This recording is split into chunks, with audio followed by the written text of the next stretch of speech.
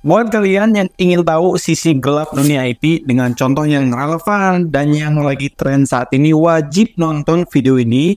Seperti saat ini lagi ramai adanya scam, perdagangan data, bahkan konten-konten hoax yang banyak terjadi akhir-akhir ini.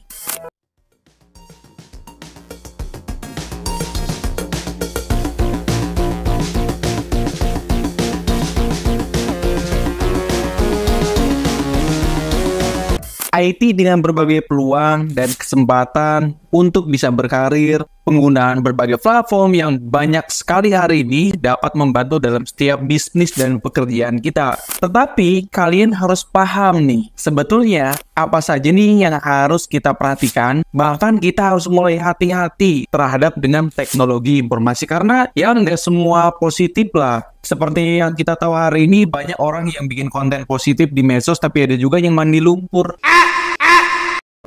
Kan itu juga hal-hal yang negatif juga.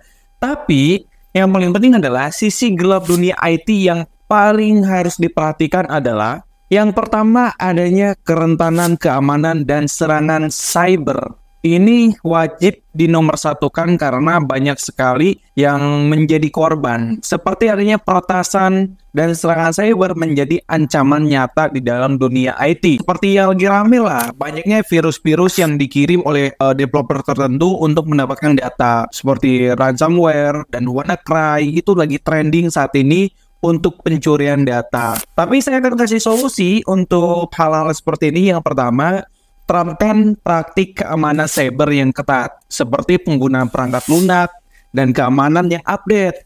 Jangan sampai pakai OS yang bajakan, software bajakan. Biasanya di dalamnya itu ada virus dan hal-hal yang tidak diinginkan. Dan pastikan ya bahwa firewall dan antivirus kalian berfungsi dengan baik.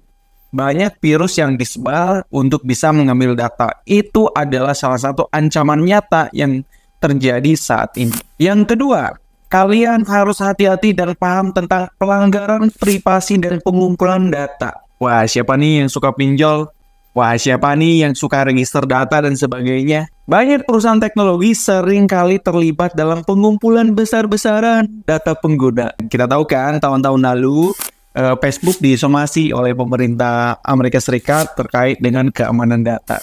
Solusi terbaik, kalau kalian register ke aplikasi tertentu, baca dulu, jangan sampai next, finish. Itu menjadi sebuah problem besar, sedangkan kan kita tidak tahu privasi kita seperti apa yang akan dikelola oleh mereka. Pengguna juga harus secara aktif memantau dan membatasi izin yang diberikan kepada aplikasi layanan online. Nah, selanjutnya adalah yang lagi trending di kemarin, ada perdagangan gelap di dark web.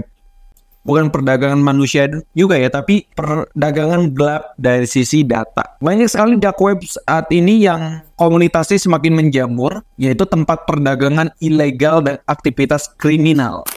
Contohnya ada yang jual data pribadi, perangkat lunak ilegal, dan barang-barang terlarang dapat diakses melalui dark web. Pemerintah dan lembaga penegak hukum harus meningkatkan upaya mereka dalam memonitor dan memerangi aktivitas ilegal di dark web.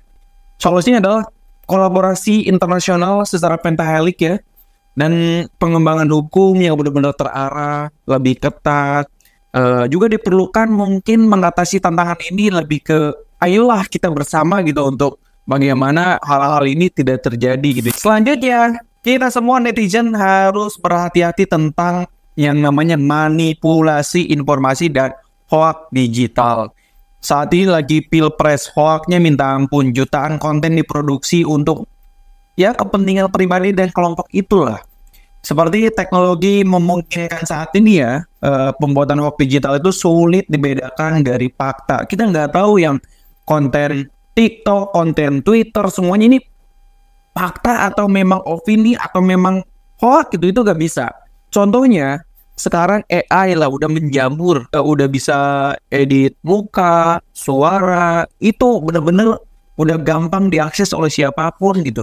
Makanya manipulasi gambar atau video untuk penyebaran informasi palsu yang dapat mempengaruhi opini publik yang benar-benar bisa memicu konflik. Makanya kan, informasi saat ini itu menjadi sebuah akses penting.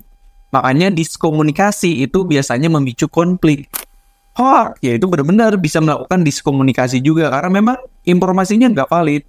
Solusinya dari saya adalah tingkatkan kesadaran kita ya, orang-orang publik tentang resiko hoax dan manipulasi informasi.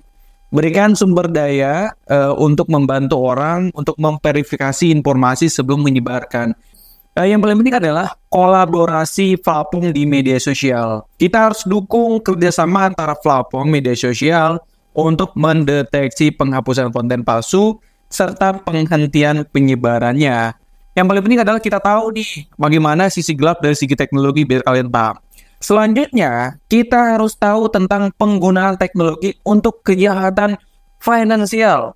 Banyak kasus yang bunuh diri karena memang dikejar-kejar pinjol, kejahatan finansial terus berkembang dengan pemanfaatan teknologi. Seperti yang terjadi saat ini, skimming kartu kredit, phishing juga banyak. Orang ngirim link ke Instagram, diklik, passwordnya dirubah oleh hacker. Orang klik APK, undangan online ya. Ketika diinstal, datanya memang menjadi sebuah hal besar dan itu bisa benar-benar menjadi pencurian data ke depannya. Serangan malware, keuangan seperti Trojan, banker pun sekarang lagi rame untuk mencuri informasi finansial pengguna. Solusinya, terapkan teknologi enkripsi yang kuat untuk melindungi data finansial dan transmisi.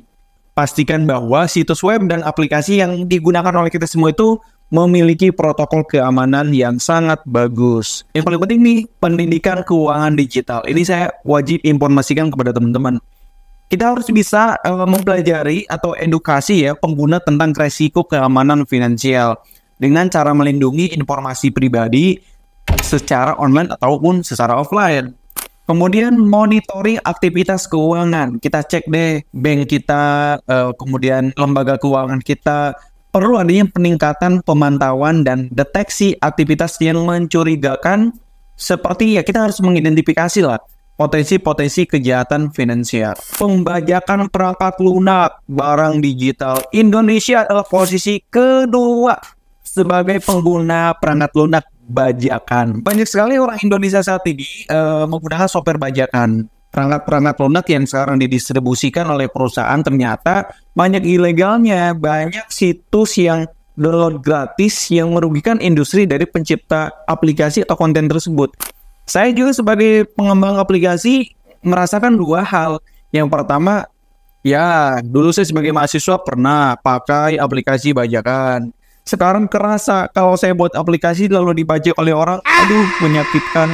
Nah itu menjadi sebuah momen yang menjadi edukasi kepada saya. Contohnya situs torrent ya. Contohnya sekarang situs-situs yang ada di Indonesia, forum ilegal banyak sekali yang bisa diakses secara gratis. Bisa pembajakan perangkat lunak, film, musik, semuanya ada di situ. Dan orang Indonesia suka dengan hal yang gratis. Nah, solusinya adalah perlindungan hukum yang ketat. Balik lagi ya ke aturan pemerintah, bagaimana bisa mendeteksi platform-platform yang benar-benar itu yang ilegal. Pemerintah perlu memberikan hukuman yang berat menurut saya.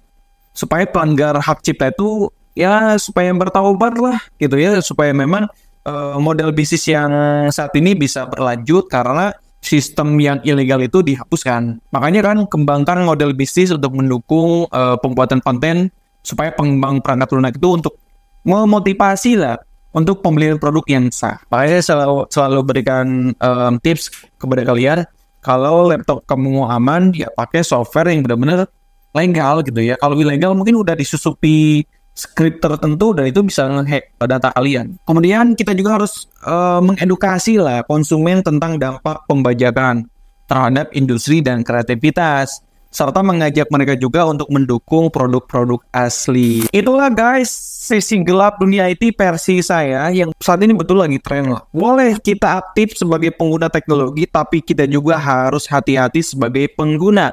Apalagi kalian sebagai pengembang teknologi juga sama seperti saya yang memiliki banyak yang harus diperhatikan untuk tetap menjaga keamanan data. Tetap support saya untuk tetap share ilmu tentang teknologi, pendidikan, dan entrepreneurship.